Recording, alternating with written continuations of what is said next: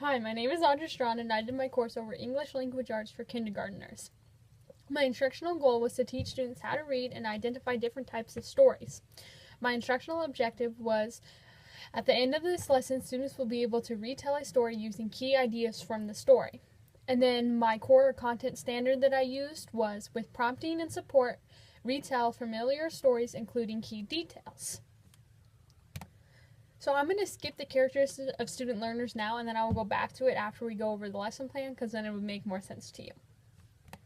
So for my task analysis, the kind of task is information processing analysis. And then the task is to act out a familiar fairy tale using key ideas from the fairy tale.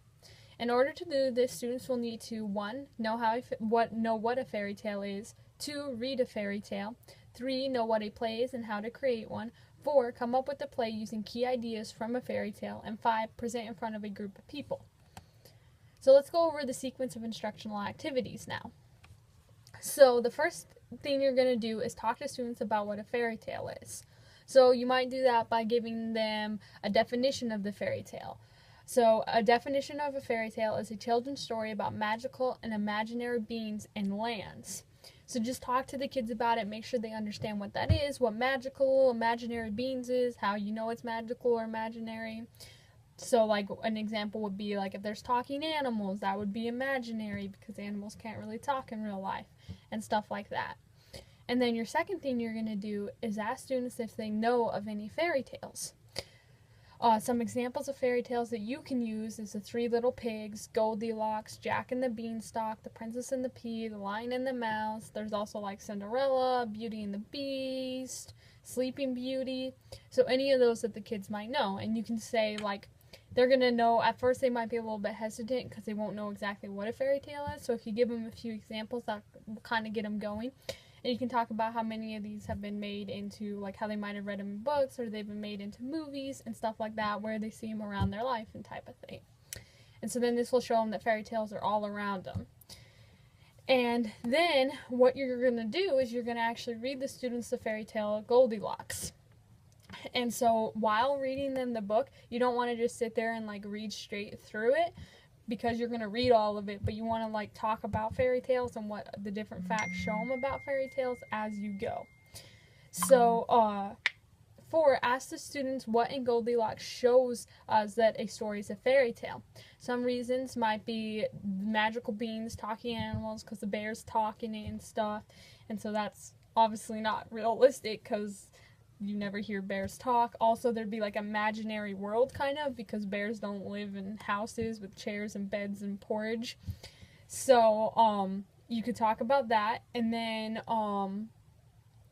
once you are done talking about the book and you give examples and concrete, and you want to tie up finishing talking about the book with questions and fairy tales and how they know this is a fairy tale and what in the story tells them that this is a fairy tale, you're then going to split the students into groups of 4 and 5 depending on how big your class is, and give each group a different fairy tale to read. So you want them all to be different, because when they present, you don't want them all presenting the same thing. You want uniqueness and creativity in there.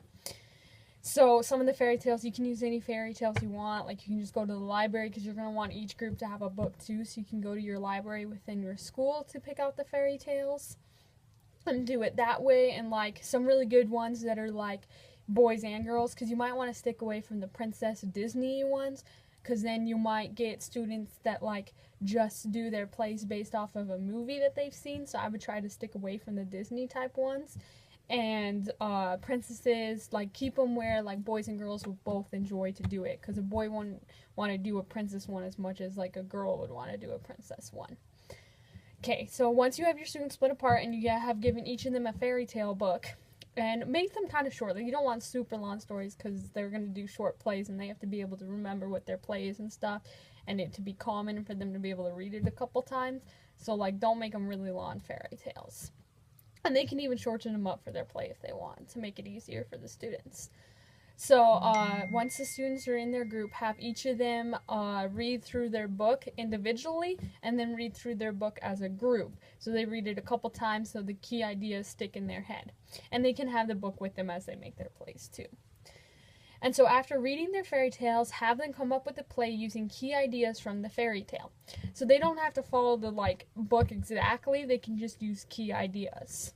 Like, they don't have to do it word for word. Just include, like, Goldilocks, the key ideas you would want. Goldilocks, the 3 bears, the fact that she goes into their house when they're gone, that type of thing, and then they find them later.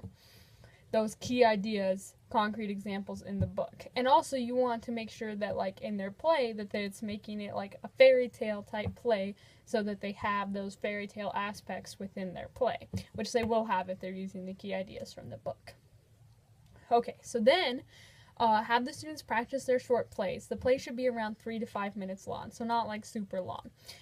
So have them practice so that they're prepared and ready, and they can like run through it with, I mean, like, obviously they're gonna maybe make some mistakes in front of the class, but so that they like know it, and they could even have each of them have a copy of the book with them as they do the play so they can remember their lines. But it's just like short little things, so it doesn't need to be super intact, just that they're acting something out and they're including key ideas, so it's fun and interesting. You're getting them reading, and you're also having them know what fairy tales are and using like those key ideas to like understand a story.